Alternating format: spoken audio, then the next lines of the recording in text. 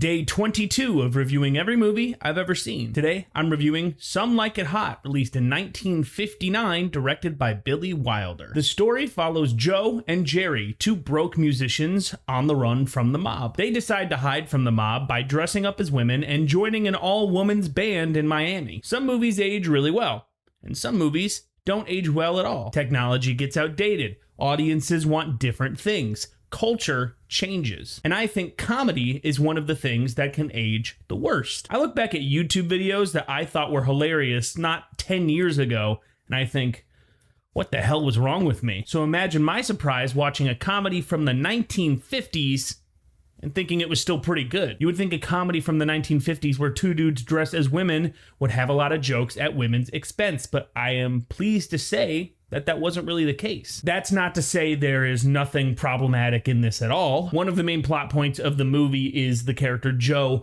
going through extreme lengths to lie and trick Marilyn Monroe's character into having sex with him. And even when she finds out the truth, she still decides to be with him anyway.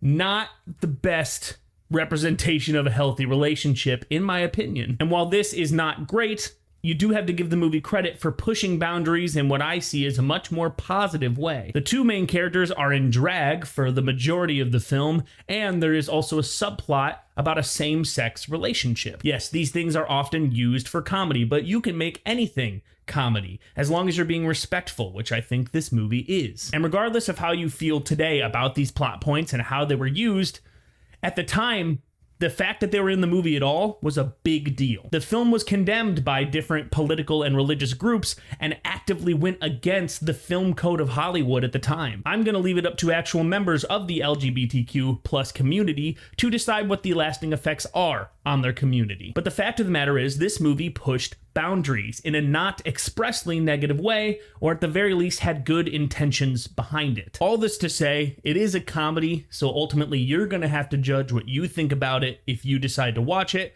For the 50s, I thought it wasn't bad. I give it 3.5 stars. If you've seen Some Like It Hot, let me know what you think about it in the comments. What movie should I review next? Follow for more daily movie reviews.